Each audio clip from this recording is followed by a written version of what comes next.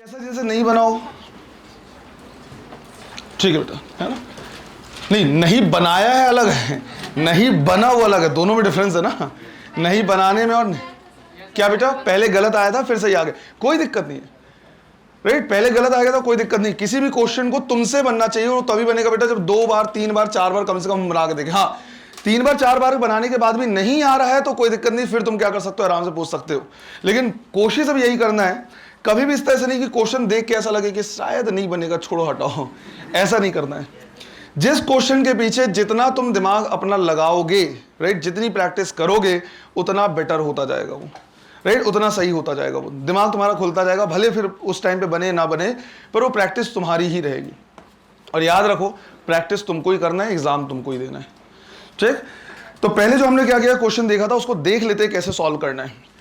Question जो मैंने दिया था वो ये दिया था कि हमारे पास क्या है, एक इस टाइप का स्ट्रक्चर है, जैसे सीडी डिस्क पुराने आते थे उस तरह का, ऐसा, जिसका जो मास है वो सिर्फ और सिर्फ इतने ही पार्ट में क्या है, डिस्ट्रीब्यूटेड है। इसमें यह गिवन है कि जो इनर रेडियस है वो क्या है, R1, और जो आउटर रेडियस है वो क्या है, R2। तो इनर रेडियस है R1, आउटर रेडियस कितना है, R2 है। साथ ही साथ ये बोला है कि मास कितना है, M, और इसको हम क्या कर रहे हैं, इसके सेंटर वाले एक्सिस से ऐसे रोटेट कर रहे हैं, और हमें मोमेंट ऑफ इनर्शिया क्या करना है, निकालना है। तो ये रिंग की ही तरह था, राइट, कि ये भी क्या है, बहुत सारे रिंग से मिलकर बना हुआ है, बस R1 से जो स्मॉल वाले रिंग्स है वो यहां पे अवेलेबल नहीं है। अब जो इससे पहले डिस्क का क्वेश्चन किया और इसमें क्वेश्चन किया, दो चीजों का क्या है, डिफरेंस है। पहला डिफरेंस ये है कि उसमें लिमिट जो हमने रखी थी वो 0 से लेके R तक रखा हुआ था, राइट। इसमें अगर हम क्या करेंगे, लिमिट देखेंगे तो हम लिमिट बोलेंगे कहां से कहां तक, R1 से लेके R2 तक। इसमें R1 से स्मॉलर रेडियस वाले जो रिंग है वो अवेलेबल नहीं। दूसरा जो डिफरेंस है वो ये कि इससे पहले वाले का जो कंप्लीट एरिया था πr² वो अलग था, और इसका एरिया क्या है, अलग है। पहले तो मुझे ये बताओ बेटा, इसका एरिया, राइट, इसका जो एरिया है वो मैं क्या लिखूं, क्या मैं A is equal to pi R2 square minus R1 square लिखूं, या A is equal to pi R2 minus R1 का स्क्वायर लिखूं। इसका एरिया कौन सा कहलाएगा, राइट, क्या लिखेंगे हम, पाई R2 square minus R1 square. कभी कभी किसी को मैंने देखा है कि इस टाइप का भी क्या कर रहा है, एरिया लिख रहा है, वो गलत है बेटा। एरिया घटाना है, रेडियस नहीं।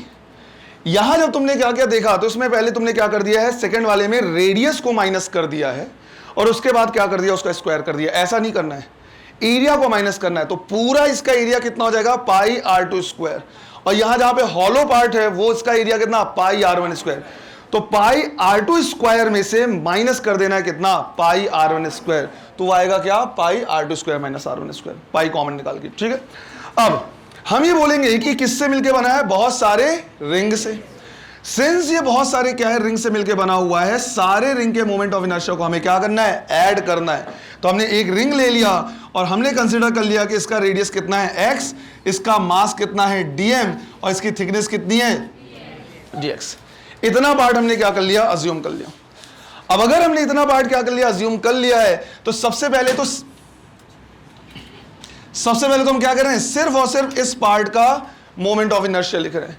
इस पार्ट का जो मोमेंट ऑफ इनर्शिया होगा क्या होगा, di is equal to dm x square. इस तरह से जितने भी रिंग है सबके मोमेंट ऑफ इनर्शिया को ऐड करना है, या ऐड अगर नहीं कर सकते हैं, प्रैक्टिकली पॉसिबल नहीं, तो क्या करें, इंटीग्रेट। लेकिन वही दिक्कत है, जो बदल रहा है, जिसकी वजह से बदल रहा है, दोनों अलग अलग फंक्शन, राइट, दोनों अलग अलग फंक्शन है। तो इनको हमें क्या करना पड़ेगा, सिमिलर फंक्शन में लाना पड़ेगा। और मैंने कई बार तुमको बोला है 90% ऑफ द केसेस सॉल्व हो जाएंगे with the help of unitary method. तो यूनिटरी मेथड से हम क्या कर सकते हैं, सॉल्व कर सकते हैं। हमने बोला भैया इतने एरिया का मास इतना है, तो इतने एरिया का मास कितना होना चाहिए।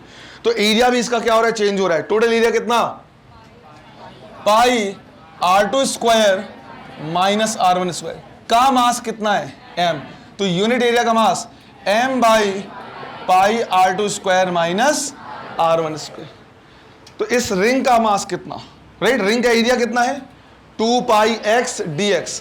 तो हमने कहा 2 पाई x dx का मास होना चाहिए m by pi R2 square minus R1 square into 2 pi x dx। पाई से पाई कैंसिल, ये कितना आया, 2m divide by R2 square minus R1 square x dx। Which is also dm, क्योंकि ये और कुछ नहीं बल्कि इस रिंग का क्या है, मास है, राइट। तो मास ऑफ रिंग, और इसको थोड़ी देर पहले हमने dm मान लिया था, तो अब dm की वैल्यू निकाल ली हमने, तो dm की वैल्यू आ गई, उसको पुट कर देना यहां पे। तो हमने लिखा कि di is equal to, right, सारी चीजों को ध्यान से पुट करना है, कोई चीज मिस ना हो। हमने यहां पे लिखा क्या, 2m divide by r2 square minus r1 square multiplied by एक x वहां पे है और एक x स्क्वायर यहां पे, टोटल कितना हो गया, x क्यूब dx। इसको इंटीग्रेट करना है, जो बदल रहा है दैट इज x, और जिसकी वजह से बदल रहा है dx, दोनों सिमिलर डायमेंशन के हो गए। सिमिलर डायमेंशन के हो गए मतलब इंटीग्रेट कर सकते हैं। अब इंटीग्रेट करना है तो हमें क्या लेनी, इनकी लिमिट, कहां से कहां तक, लिमिट भी क्लियरली हमें समझ में आ रहा है।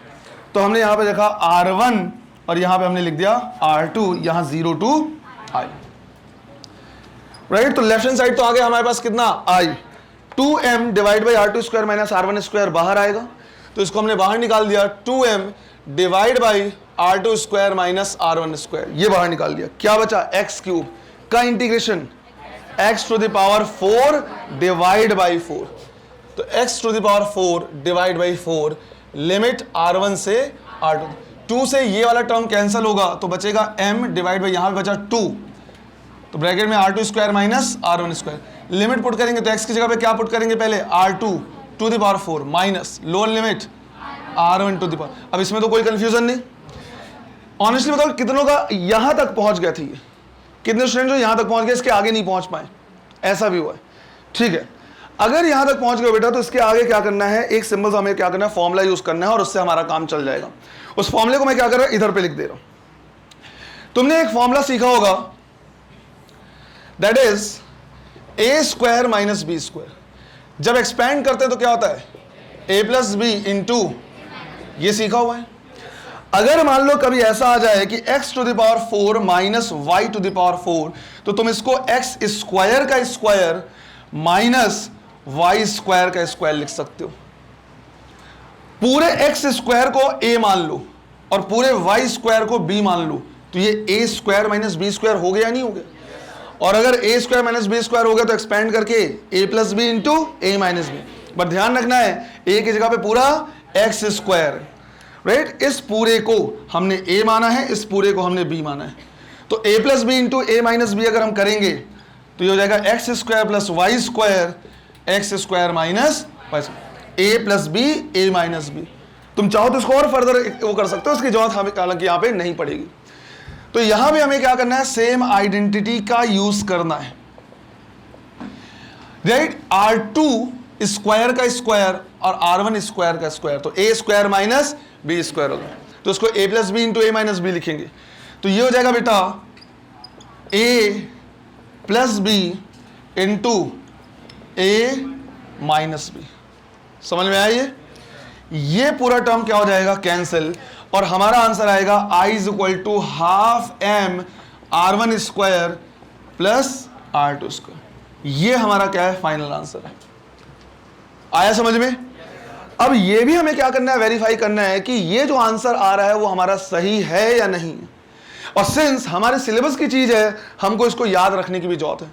तो देखो बेटा समझो, इसको हम वेरीफाई भी कर सकते हैं, हम ये पता लगा सकते हैं कि आंसर सही है कि नहीं है। कैसे, इमेजिन करो कि ये हमारे पास जो स्ट्रक्चर है, राइट, इस तरह से इसका मास सिर्फ और सिर्फ इतने में है, ये क्या है r1 और ये क्या है r2। थोड़ी देर के लिए समझो, मान लो ऐसा करूं मैं इसको कि यहां से पकड़ के ऐसे दबा दूं, राइट, ऐसे, राइट, ऐसे करके मैं पूरा इसको क्या कर दूं, कंप्रेस कर दूं। किस में कन्वर्ट हो जाएगा ये, रिंग में, राइट। क्योंकि अगर इसको मैं ऐसे पकड़ के क्या कर दूंगा, पूरा यहां से पकड़ के ऐसे दबा दूं, पूरा कंप्रेस कर दूं, तो कन्वर्ट हो गया किसमें, रिंग में। और अगर रिंग में कन्वर्ट होगा तो r1 और r2 क्या हो जाएंगे, इक्वल। अब इमेजिन करो r1 r2 इक्वल हो गया तो r square plus r square लिख सकते हो। कितना हो गया, 2r स्क्वायर, 2 से ये कैंसिल होगा, आंसर कितना आ जाएगा, mr square, which is moment of inertia of a ring. एक रिंग का मोमेंट ऑफ इनर्शिया वही तो होता है। इसका उल्टा इमेजिन करो, मान लो मैंने बोला इस तरह से, मेरे पास एक पावर है जिससे मैं इसको क्या कर दूं, ऐसे करके कंप्रेस करके इस तरह से वो कर दूं, बिल्कुल ये जो मास यहाँ पे था इसको मैंने ऐसे क्या कर दिया, कंप्रेस कर दिया, पूरा यहां से ऐसे एक्सपैंड वो कर दिया। किस में कन्वर्ट हो जाएगा ये, डिस्क में, राइट। इस मास को मैं आगे की तरफ खींच के पूरा वो कर दूं, टोटल कवर कर दूं इस होल को, किस में कन्वर्ट हो जाएगा? और अगर डिस्क में कन्वर्ट हुआ तो R1 की वैल्यू कितनी? 0। और अगर मैं R1 की वैल्यू 0 कर दूं तो बचा सिर्फ R, तो half m r² which is moment of inertia of आ गया वो। अरे आया समझ में? तो सिंपल से हमको क्या करना है, याद रखना है इस तरह के स्ट्रक्चर का। क्लियर है? तो जिनसे नहीं बना है नोट कर लो, उसको भी साइड में नोट कर लेना है।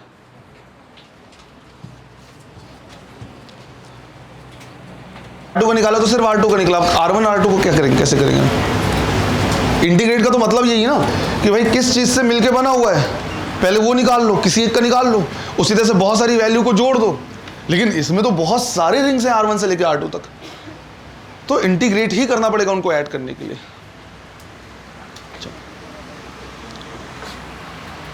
रब कर दूं?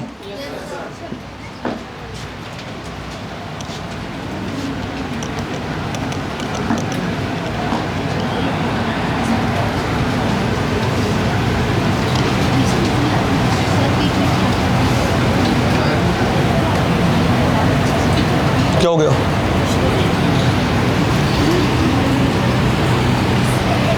हमको क्या है, रियलाइज हो रहा है कि हाँ इंटीग्रेशन कब करना पड़ेगा या कैसे करना पड़ेगा। तो नेक्स्ट क्वेश्चन जो मैं क्या कर रहा दे रहा तुम्हें, इसको थोड़ा सा खुद से पूरा ही सॉल्व करने की कोशिश करो। मैं तो बता ही दूंगा बाद में। पूरा सॉल्व करने की कोशिश कहने का मतलब है कि किस चीज से मिलके बना हुआ है। अच्छा, इंटीग्रेशन करना पड़ेगा कि नहीं करना पड़ेगा, पहले तो वो रियलाइज करो। जब करना पड़ेगा तो फिर किस चीज से मिलके बना हुआ है, पहले उसको एक छोटे से पार्ट को निकालो, ठीक है, कि किन से मिलके बना हुआ है, कैसे करेंगे। और फिर जब समझ में आ जाएगा कि हाँ इस तरह, फिर थर्ड पार्ट एक्चुअल कैसे इंटीग्रेट करना है ना। तो इस क्वेश्चन को थोड़ा सा क्या करना है, तुम्हें खुद से इमेजिन करना है सारी चीजों को। क्या अभी तक हमने जो एग्जांपल लिए समझ में आ रहा है पक्का कि कब करना पड़ेगा, कैसा? रटने जैसी हालत तो नहीं हो रही है जस्ट बिकॉज कि टीचर ने बता दिया कि देखो बेटा ये करना है, फिर ये करना है, फिर ये करना है, इसलिए ऐसा करो, ऐसा तो नहीं है ना। मेरे स्टूडेंट्स में और बाकी स्टूडेंट्स में इतना तो अंतर होना चाहिए, राइट। इतना अंतर होना चाहिए कि जब तुम कोई स्टेप्स लिखो तो तुम्हें पूरा प्रॉपर रीजन पता हो कि इसके बाद ये अगला स्टेप क्यों है, उसके बाद वो दूसरा स्टेप क्यों है। हर एक स्टेप का कारण, हर एक स्टेप का रीजन, लॉजिक सब कुछ पता होना चाहिए। रटने जैसी हालत नहीं, बिल्कुल भी यहाँ पे इस तरह से नहीं पढ़ाया जाएगा बेटा कि तुम अगर पूछो कि सर ऐसा क्यों हो रहा है तो मैंने बोला कि नंबर लाने तो ऐसे ही याद कर लो, ये नहीं करना है ना। हाँ, अगर एक चीज मैं इसका भी वो बता दे रहा, अगर ऐसा हुआ कि एकाध का एक्सप्लेनेशन बहुत ही ज्यादा वो हो गया, मान लो किसी चीज का लॉजिक है, किसी चीज के पीछे एक्सप्लेनेशन है, जिसको एक्सप्लेन करने अगर जाए तो हो सकता है पूरी क्लास खत्म हो जाए, समझने से ज्यादा तुम उल्टा कंफ्यूज भी हो जाओ। तो ऐसी चीजों को जरूर हम क्या करते हैं, अवॉइड कर देते हैं, क्योंकि हर चीज स्टेप वाइज सीखा जाता है। तो फिजिक्स में कई ऐसी चीजें हैं जिसको हम क्या कर लेते हैं, अज्यूम कर लेते हैं। फॉर एग्जांपल जितने भी है पाथ, उनको हम क्या कर रहे हैं, मान लो जितने भी सैटेलाइट के या फिर जितने भी प्लेनेट के पाथ है, बिल्कुल प्रॉपर सर्कुलर लेके चलते हैं। सर्कुलर एक्चुअली नहीं होता। तो कुछ ही चीजों को थोड़ा सा सिंप्लीफाई करने के लिए, समझने के लिए हम क्या करते हैं, नॉर्मल सी चीजें मान लेते हैं, अज्यूम कर लेते हैं, वो अलग बात है।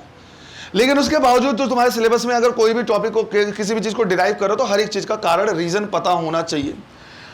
अगला जो एग्जांपल दे रहा है, जिसको तुम्हें क्या करना है, खुद से ट्राई करना है, वो मैं दे रहा एक रेक्टेंगुलर प्लेट का, राइट। मैंने यहां पे बोला कि हमारे पास क्या है, एक रेक्टेंगुलर प्लेट है।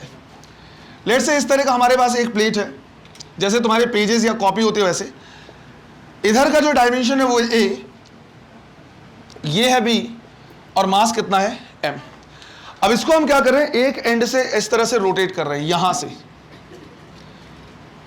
राइट। इस तरह से हम क्या कर रहे हैं, रोटेट कर रहे हैं। तुम्हें बताना है इसका मोमेंट ऑफ इनर्शिया कितना होगा। इसका इमेजिनेशन ऐसे कर सकते हो कि मान लो ये हमारा क्या है, रेक्टेंगुलर प्लेट है, राइट। ये डायमेंशन हो गया कितना a, ये हो गया कितना b, और ये रोटेशनल एक्सिस है। इसका मतलब है इस तरह से ये क्या कर रहा है, ऐसे रोटेट कर रहा है। तो तुम्हें बताना है इसका मोमेंट ऑफ इनर्शिया कितना होगा, है ना। चलो करो, ट्राई करो।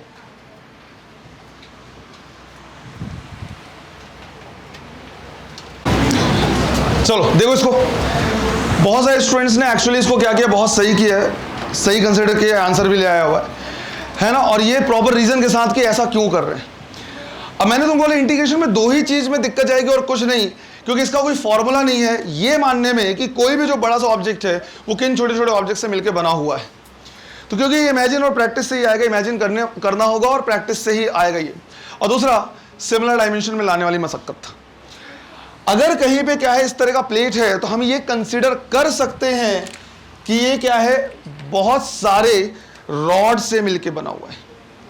देखो, अगर मैं बहुत सारे रॉड्स एक के बाद इस तरह से क्या करते जाऊं, रखता जाऊं, तो कैसा दिखेगा मुझे, ये कैसा दिखेगा, प्लेट की तरह।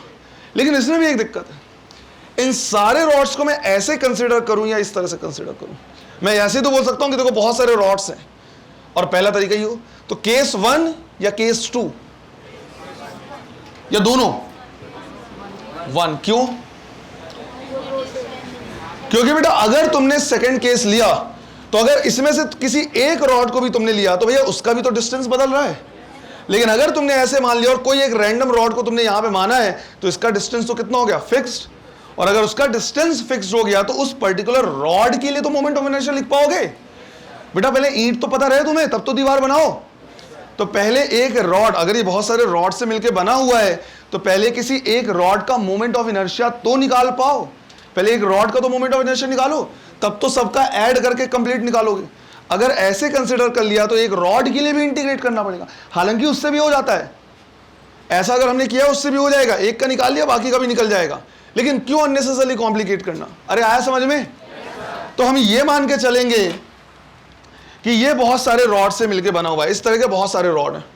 उनमें से कोई एक रैंडम रॉड को मैंने क्या कर लिया, उठा लिया। मान लिया कि यहां पे मेरे पास क्या है, एक रॉड है, राइट। मैंने ये माना कि जो रॉड है वो एक्सिस ऑफ रोटेशन से x डिस्टेंस पे है। इस रॉड का मास है dm और रॉड की थिकनेस कितनी है, dx। अब मैं इस रॉड के लिए, राइट, जो मैंने इमेजिन किया है, मोमेंट ऑफ इनर्शिया लिखना चाह रहा हूं। जब मैं इसके लिए मोमेंट ऑफ इनर्शिया क्या करूंगा, लिखूंगा, समझो। तो लिखूंगा क्या, di is equal to mass कितना है, dm, और एक्सिस ऑफ रोटेशन से कितने डिस्टेंस पे, तो x स्क्वायर। अब इस तरह का एक रॉड इससे पहले, एक बाद में, उससे पहले, एक बाद में, सारे रॉड के मोमेंट ऑफ इनर्शिया को ऐड करना है हमें। दिक्कत क्या जा रही है, दोनों अलग अलग डायमेंशन में, इनको क्या करना पड़ेगा, हमें सिमिलर डायमेंशन में आना पड़ेगा। तो अब हमें ये करना है कि इस रॉड का मास निकालना है। तो सबसे पहले तुम देखोगे बेटा पूरा मास जो है वो कहां फैला हुआ है, एरिया में। कहां फैला हुआ है, तो हम यहां पे लिखेंगे टोटल एरिया कितना, a इंटू बी, का मास कितना, m।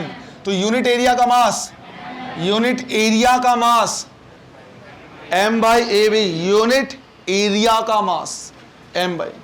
तो अगर एरिया निकाला है तो यहां भी क्या लिखना पड़ेगा, एरिया। तो अगर एरिया लिखना पड़ेगा तो तुमने dx क्यों लिखा है बताओ। जो 50% स्टूडेंट्स ने जो गलती की है वो यहीं पे गलती की है। अगर तुमने यहां पे लिखा है कि इतने एरिया का मास इतना है, यूनिट एरिया का मास इतना, तो यहां पे dx क्यों लिखा, dx क्या रिप्रेजेंट करेगा, thickness which is a length. तुम बिल्कुल वही काम कर रहे हो कल वाले। 50 पेन का कॉस्ट देके बॉटल का कॉस्ट पूछा जा सकता है क्या, नहीं। तो एरिया का मास निकाल के यहां से थिकनेस का मास निकाल पाओगे क्या, नहीं। यहां भी क्या लेना पड़ेगा, area, and area of a rod, इस रॉड की लेंथ b, थिकनेस, तो एरिया कितना, लंबाई गुणे चौड़ाई, सीधी करो, कितना हो जाएगा, m by A B into B से बी कैंसिल, क्या आ गया, m by A into D X, which is उस रॉड का मास। उसको यहां पुट कर दे तो हमें मिलेगा di is equal to, DM की जगह पे क्या लिख दिया हमने, m बाई ए, ऑलरेडी क्या प्रेजेंट है, X square into dx। Integrate करेंगे, जो बदल रहा है जिसकी वजह से बदल रहा है, आगे सिमिलर डायमेंशन में कहां से कहां तक बदल रहा है। पहला रॉड 0 पे रखा है, लास्ट वाला रॉड a पे रखा है, तो लिमिट हो गई 0 टू a, 0 टू i। तो ये हो गया i, m बाई ए बाहर निकलेगा, X square, X cube by 3, right, X cube divide by 3, limit 0 to a। तो लिमिट रखेंगे तो a क्यूब बाई 3 आ जाएगा। तो m by a cube by 3, तो a से ये वाला कैंसिल होगा। तो मोमेंट ऑफ इनर्शिया कितना आ गया इस रॉड का, सॉरी प्लेट का, 1/3 ma स्क्वायर। अरे आया समझ में, याद रखने का तरीका देखो बेटा, समझो इसको। इमेजिन करो एक रॉड को भी जब एंड से रोटेट करते, क्योंकि सिर्फ फिजिक्स, सिर्फ बेसिक मैथ्स थोड़ी पढ़ना है, सिलेबस की चीज तो याद भी तो रखना पड़ेगा हमें। एक रॉड को अगर एंड से रोटेट करते हैं, राइट, मान लो एक रॉड है, इसको यहां से मैं रोटेट करूं, क्या आएगा आंसर इसका, 1/3 ml स्क्वायर। अब इमेजिन करो इस रॉड को मैं ऐसे दे मारूं इस तरह से, तो चपटा हो जाएगा बिल्कुल, किस में कन्वर्ट हो जाएगा, एक प्लेट में। अरे डायमेंशन बदल जाएंगे, लेकिन उसके बावजूद मोमेंट ऑफ इनर्शिया नहीं बदला। तो एक रॉड को अगर हम क्या करते हैं, ऐसे चपटा कर दे, बिल्कुल चिपटा दें, तो ये कन्वर्ट हो जाएगा किसमें, एक प्लेट में। तो रॉड का मोमेंट ऑफ इनर्शिया अगर कितना है 1/3 ml स्क्वायर, तो इसका होना चाहिए 1/3 ml स्क्वायर। बताओ जरा जल्दी से आंसर दो। अगर मैं रोटेशनल एक्सिस यहां से ले लेता तो आंसर क्या होता? रोटेशनल एक्सिस अगर ये वाला लेता मैं, ये ऐसे ऐसे रोटेट होता 1/3 mv स्क्वायर। सेंटर से लेता, यहां से लेता और ये रोटेट 1/12 mA स्क्वायर। अरे रॉड का सेंटर से कितना होता है moment of inertia? 1/12 ml square. तो इसके लिए 1/12 mA स्क्वायर। यहां से लेता 1/12 mv स्क्वायर। याद रखने का तरीका। अरे क्लियर है? चलो नोट कर लो इसे भी।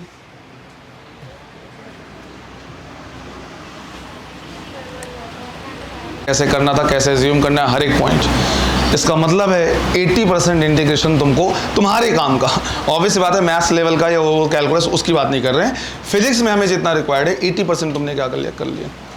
तुमको ये इमेजिन करना आ गया कि किस टाइप से हमको क्या करना है, प्रोसीड करना है, कब जरूरत पड़ेगी, है ना।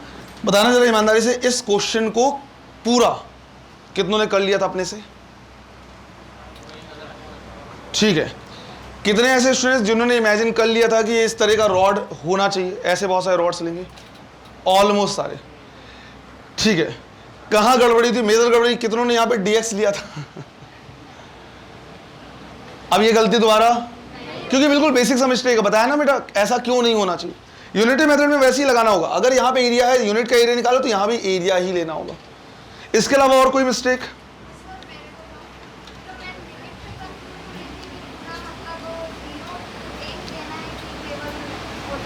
ना ना ना ना, ये रैंडम रॉड लिया ना हमने। मैं चाहता तो यहां ले सकता था ना, किसने मना किया मुझे? तो एग्जैक्टली वही मैं बता रहा हूं कि अगर मैंने ये रॉड लिया है तो मैंने रैंडम लिया ना। मैं चाहता तो यहां पे ले सकता था और मैं चाहता तो यहां पे ले सकता था। तो जिस वैल्यू को मुझे क्या करना है, ऐड करना है, वो मैं कहां से कहां तक ले सकता हूं वो देखना है। तो इस तरह के रॉड से ही ये पूरा प्लेट बना हुआ है। मतलब एक रॉड यहां पे भी होगा और लास्ट वाला रॉड यहां पे होगा। तो लिमिट इसका नहीं लेते, सॉरी यहां से नहीं लेते, इस राइट, हमेशा शुरू से लेके लास्ट तक लेते हैं ऐसे। जल्दी से नोट करो, कर लिया? ठीक है।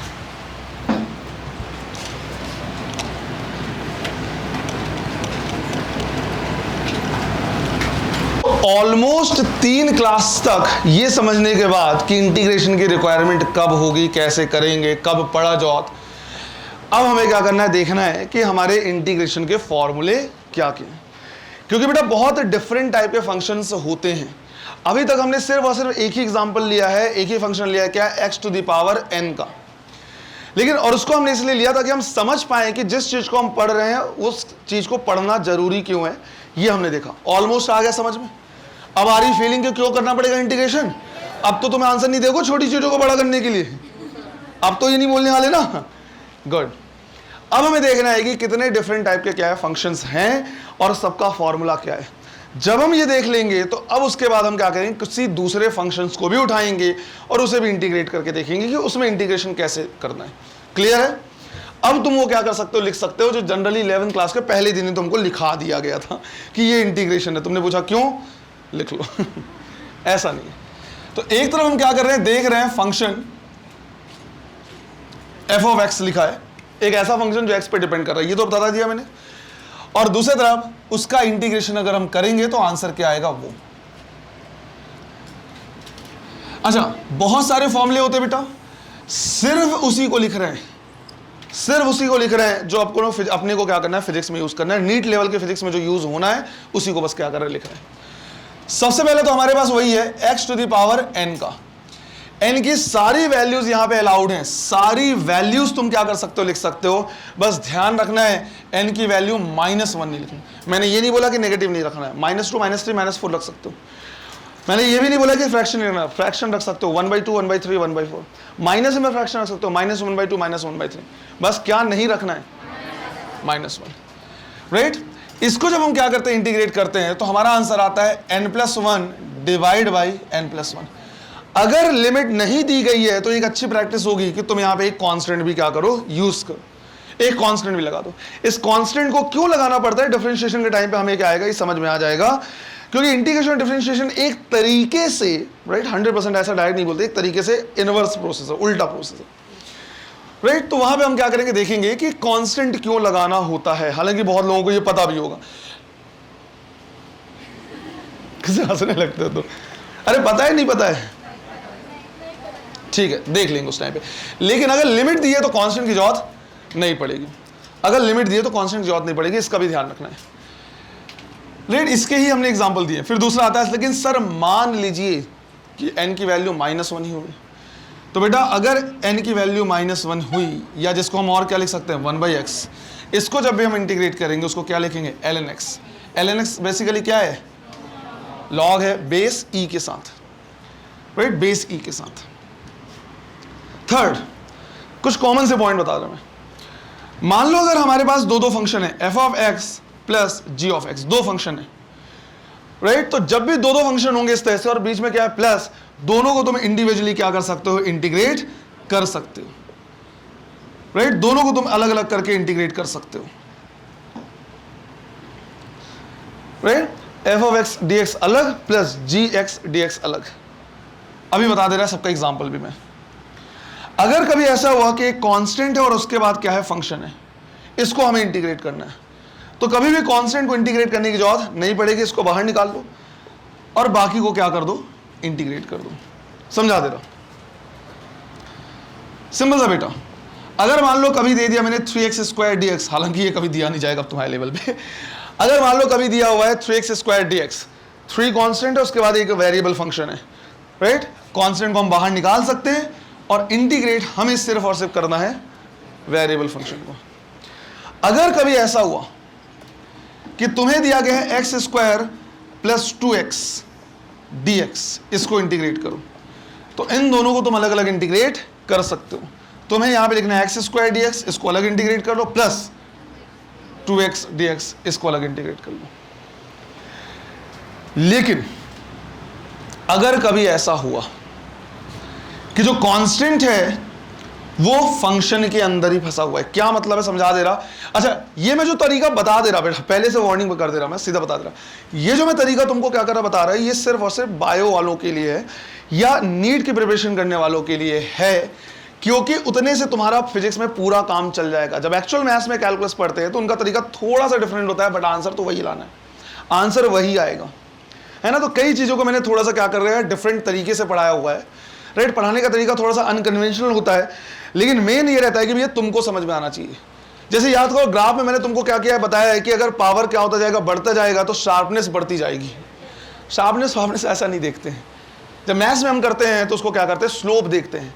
लेकिन अगर स्लोप को मैं कंपेयर करवाना शुरू कर दूं, नेगेटिव स्लोप को कंपेयर करना शुरू कर दूं स्पेशली, तो तुम कंफ्यूज हो जाओगे कि किसमें ज्यादा पावर, किसमें कम पावर। अब मैंने जो तुमको बताया है, क्या उससे क्वेश्चन बन रहे हैं या नहीं बन रहे हैं, बन रहे हैं। अगर मैं तुमको क्या कर दूं, 2-3 इस तरह के हाइपरबोला के ग्राफ दे दूं और मैं बोलूं आइडेंटिफाई करो कि एडियाबैटिक एक्सपेंशन के लिए दिया हुआ है, एक हीलियम के लिए दिया है, दूसरा ओजोन के लिए दिया है, कंपेयर कर सकते हो या नहीं कर सकते हो, बस उतना ही करना है। जो तरीका होता है उसको क्या करते हैं, उसका स्लोप निकालते हैं, वो स्लोप कैसा होता है, नेगेटिव में होता है, नेगेटिव स्लोप को कंपेयर करते हैं और उससे बोलते हैं किसका पावर ज्यादा होना चाहिए, किसका पावर कम होना चाहिए। हमें झंझटों में पड़ना ही नहीं है, हमें उस तरीके से समझना है जो एक्चुअली थोड़ा सा क्या हो, हमें समझ में आए, उतना ही। तो मान लो, ये भी थोड़ी देर में समझ में आएगा, पहले सुनो। मान लो ऐसा हुआ कि हमारे पास क्या है, पूरा का पूरा फंक्शन है और अंदर में क्या है, कांस्टेंट फंसा हुआ है, अंदर में कांस्टेंट फंसा हुआ है। तो अगर कभी भी इसको इंटीग्रेट करना हो तो इसको बेटा तुम इंटीग्रेट वैसे ही करोगे जैसे इसको करना चाहिए था, जैसे इस फंक्शन का फॉर्मूला अलाउ करता, इस तरह से। बस ध्यान इस चीज का क्या करना है, रखना है कि एक बार हमें उस कांस्टेंट से डिवाइड भी करना है, एक बार उस कांस्टेंट से हम क्या कर देते हैं, डिवाइड भी कर देते हैं। क्या मतलब हुआ, देखते हैं अभी। उसके मतलब को देखने के लिए एक फॉर्मूला मैं यहां पे और ले ले रहा हूं। अगर लेट से मुझे साइन थीटा डी थीटा को क्या करना है, इंटीग्रेट करना है। अगर थीटा को इंटीग्रेट करेंगे तो with respect to d theta करेंगे, तब तो सिमिलर डायमेंशंस करेंगे, हालांकि तो थीटा डायमेंशनलेस होता है, उसके बावजूद सिमिलर टाइप की फिजिकल क्वांटिटी है। तो साइन थीटा का जो इंटीग्रेशन होता है वो क्या होता है, माइनस कॉस थीटा। अब इसका मतलब क्या है, और point number 4 and point number 5 में डिफरेंस क्या है वो थोड़ा सा क्या करते हैं समझते हैं। समझने के लिए सीधा सीधा देखो बेटा, एक तरफ हम ले रहे हैं ट्रांसलेशनल मोशन वाला एग्जांपल, हालांकि ये सारी चीजें तुमको ऑलरेडी पता है अब।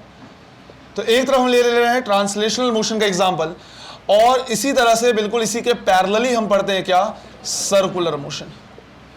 डिफरेंस ये है कि अगर मान लो मैंने बोला कि मैं यहां से चलना शुरू कर दूं इस तरह से, तो मेरा जो डिस्प्लेसमेंट है वो कहलाता है लीनियर डिस्प्लेसमेंट, जिसको हम ट्रांसलेशनल मोशन में पढ़ेंगे। ट्रांसलेशन का मतलब है एक जगह से उठ के दूसरे जगह पहुंच जाना, इस तरह से लीनियर डिस्प्लेसमेंट।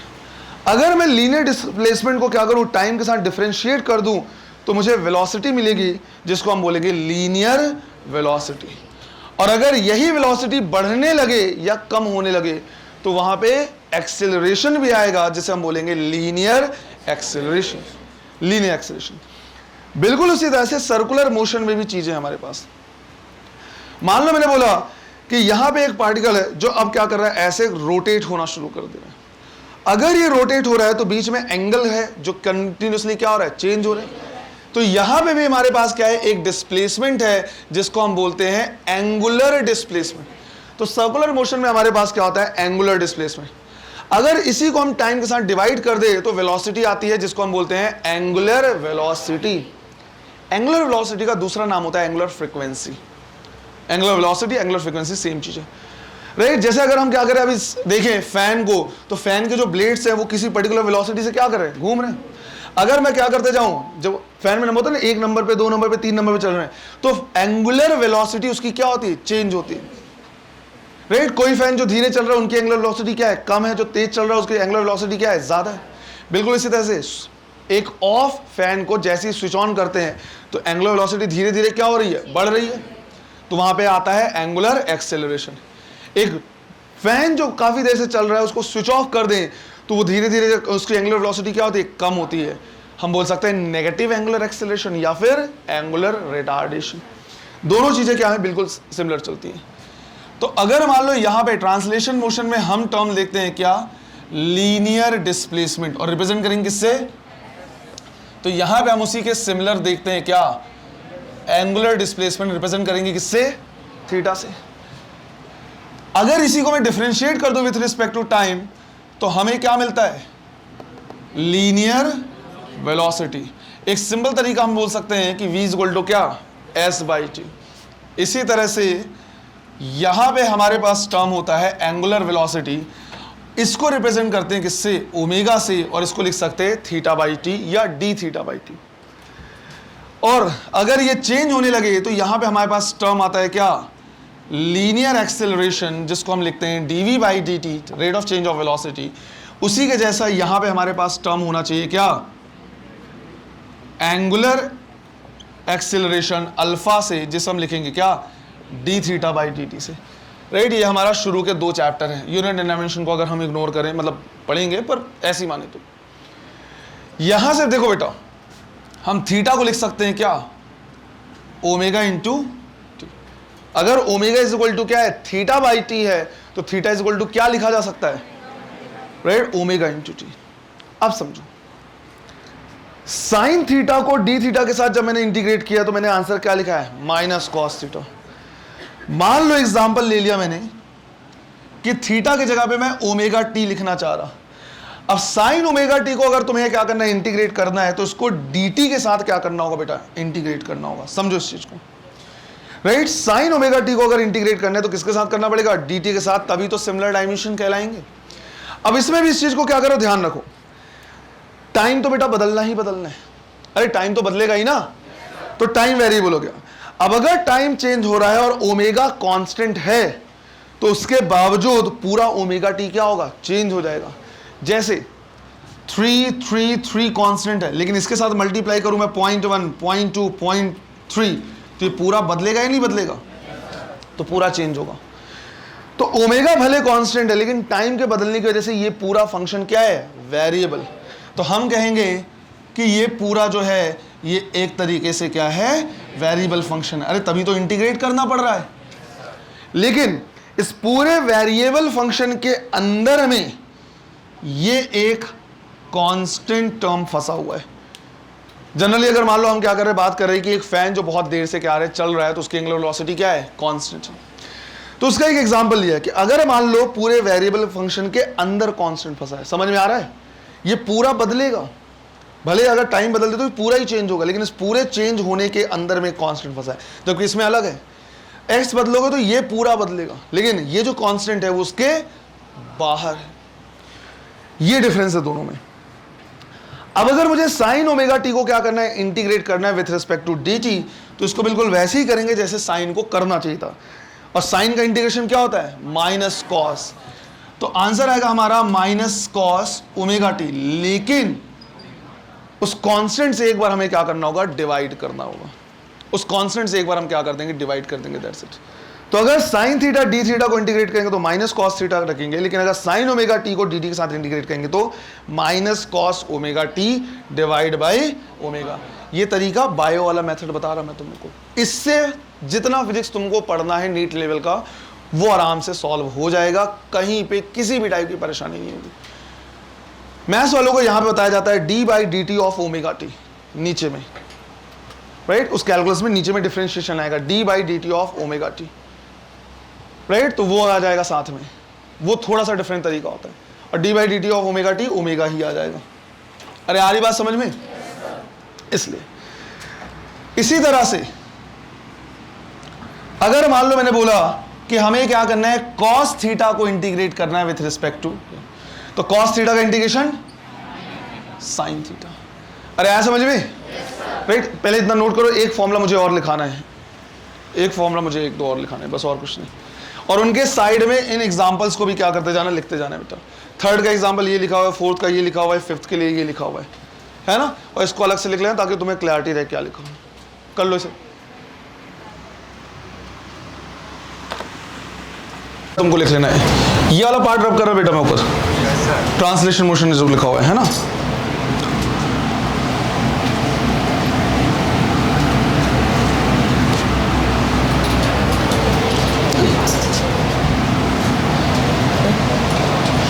अगर कहीं पे e to the power x लिखा हुआ है तो इसका इंटीग्रेशन भी क्या होगा, e to the power x ही होगा, है ना। e to the power x अगर कहीं लिखा है तो e to the power x ही होगा। इसका एक बार यूज करेंगे हम जब वेव पढ़ेंगे, राइट। यहाँ पे हमें चेक करना होगा कि कोई भी जो इक्वेशन है वो वेव का फंक्शन है या वेव है या नहीं है, ये पता करने के लिए बताओ मुझे जरा। तो अगर मान लो मैंने तुमसे बोला e to the power minus 2x dx, इसको इंटीग्रेट कर दे तो क्या आ जाएगा आंसर? अरे मान लो यही हमें इंटीग्रेट करना हुआ, इसी का एग्जांपल लेट से मान लो, तो क्या आ जाएगा answer? e to the power कितना, बस यही अपॉन -2। अरे इसका भी तो ध्यान रखोगे कि अगर पूरे वेरिएबल फंक्शन के अंदर में, इसके पूरे अंदर में ये -2 कांस्टेंट फंसा हुआ है ना, तो एक बार उस -2 से क्या कर देना है, डिवाइड भी कर देना है। क्लियर है ये, है ना। इसको भी लिख लो, ये तुम्हारा है पूरा के पूरे इंटीग्रेशन के फॉर्मूले। अब सिंस हमने फॉर्मूले क्या कर लिए, देख लिए हैं, अगली क्लास में लेवल थोड़ा सा क्या करेंगे, अप करेंगे और कुछ बढ़िया इंटीग्रेशन देखेंगे। तैयार हो? पक्का? लेवल अप करने में तोते तो नहीं उड़ जाएंगे, है ना। कल की क्लास में, कल की क्लास कहने का मतलब है नेक्स्ट हमारी क्लास में हम क्या करेंगे, देखेंगे कि अगर हमारे पास कोई साइन का फंक्शन है तो उसकी एवरेज वैल्यूज वगैरह कैसे निकालते हैं। अगर मान लो कोई सेमी सर्कुलर रिंग वगैरह रखा हुआ है और उसका हमें क्या करना है, पोटेंशियल एनर्जी निकालना है। कुछ बढ़िया क्वेश्चंस जिसमें कोई कैसे बने हुए, इस टाइप के क्वेश्चन हमको क्या करने देखने। अरे आई बात समझ में? राइट, उसको अभी करने का टाइम नहीं मिलेगा। एवरेज कैसे निकालते हैं, किस टाइप से करते हैं, और सारे जो एग्जाम्पल रहेंगे ध्यान रखना है बेटा, अल्टरनेटिंग करंट के, सेंटर ऑफ मास के, ये सारे रहेंगे। अब तो इस तरह के एग्जाम्पल को हम क्या करेंगे, देखेंगे। लास्ट जो रहेगा वो बिल्कुल इस तरह से कि जितना है टोटल एक फिनिशिंग टच देते हैं कि क्या क्या हो सकता है, किस टाइप से, वो सब कुछ देखना है। राइट, अभी के टाइम पे जितना टाइम बचा उसमें पॉसिबल नहीं हो पाएगा, क्योंकि उसमें भी मेरे को कुछ बताना पड़ेगा कि पहले ऐसे करते, फिर ऐसे करते, फिर इस टाइप से। क्लियर है ये? तो आज हमने क्या कर लिया, फॉर्मूले पूरे देख लिए हैं। अब इस टाइप के जो फंक्शन है हमारे पास, इन सबको हम क्या करेंगे, यूज करेंगे नेक्स्ट में। tan थीटा का इंटीग्रेशन वगैरह जरूरत ही नहीं पड़ेगी तुम्हें पूरे फिजिक्स में। हाँ, बेसिक मैथ्स तुम पढ़ोगे तो उसमें कहीं पे कुछ भी दिया हुआ है, पर बेटा बेसिक मैथ्स थोड़ी ना आएगा क्वेश्चन में। इसका तो हमें यूज करना है किसमें, फिजिक्स में। इसलिए मैंने बोला है फिजिक्स में जितना काम आना है सिर्फ और सिर्फ उतना ही पढ़ना है। क्लियर है ये? तो मंडे वाली जो क्लास हमारी क्या होगी, लगेगी और एज इट इज टाइम पे लगेगी। ट्यूसडे वाली क्लास को हम क्या करेंगे, 1 घंटे या 2 घंटे पहले शिफ्ट करेंगे 9 से, है ना। तो कल वाली क्लास मतलब नेक्स्ट वाली जो क्लास होगी उसमें भी हमें क्या करना है, इंटीग्रेशन ही करना है। क्लियर है ये? चलो थैंक यू। हाँ एक चीज, कितने स्टूडेंट्स ऐसे हैं जिनका मोबाइल नंबर नहीं लिखा हुआ है उसमें, क्या बोलते हैं, वो ग्रुप में 11th वालों को छोड़ के बेटा, उन लोगों का नहीं। क्योंकि देखो बेटा फिजिक्स का अलग से ग्रुप रहेगा, है ना, फिजिक्स का अलग से ग्रुप है। अभी तक ग्रुप मैंने बनाया नहीं, एक ग्रुप बनाया मैंने तुम लोग का, इंग्लिश वालों को बना लिया, तो उसमें करीब 60-70 का ही नंबर एडेड है जो सबसे पहले दिन दिए होंगे। तो जितने भी स्टूडेंट्स हैं जिनका नंबर ग्रुप में अभी तक ऐड नहीं हुआ है, ऑफिस में जाके अपना नाम, अपना नंबर, व्हाट्सएप वाला नंबर लिखा देना, राइट। अभी जो 2-3 दिन की छुट्टी, 3-4 दिन की छुट्टी रहेगी, उस टाइम में मेरा यही काम रहेगा, सबको नंबर ग्रुप में ऐड करने का, है ना। प्लीज़ उससे पहले मैसेज मत करो सर ग्रुप में ऐड करो, तो बिल्कुल टाइम नहीं रहता इस चीज़ के लिए कि मैं यही करते रहूँ कि तुम्हारे मैसेज ही चेक कर रहा हूँ। अच्छा तुम कभी कभी मैसेज करते हो, तुमको ऐसा लगता है सर ऐसे फ़ोन लेके बैठे हुए, किसी स्टूडेंट का मैसेज आएगा तुरंत रिप्लाई करेंगे, ऐसा नहीं है, समय बिल्कुल नहीं मिल पाता बेटा इस चीज़ के लिए। तो जितने स्टूडेंट्स, ग्रुप बन गया है फिजिक्स का, देखा ही नहीं देखा है, फिजिक्स S23 सेशन 23 बैच 1 करके है, तो उसमें तुम सबका नंबर ऐड होना है। तो उसमें जितनों का नंबर ऐड नहीं है, किस ग्रुप में, फिजिक्स वाले ग्रुप में, तो जितने फिजिक्स के स्टूडेंट्स हैं जाके ऑफिस में अपना व्हाट्सएप नंबर नोट करा देना, वो मैं 2 या 3 दिन के बाद जब छुट्टी पे रहूंगा तो ऐड कर दूंगा। क्लियर है? चलो थैंक यू।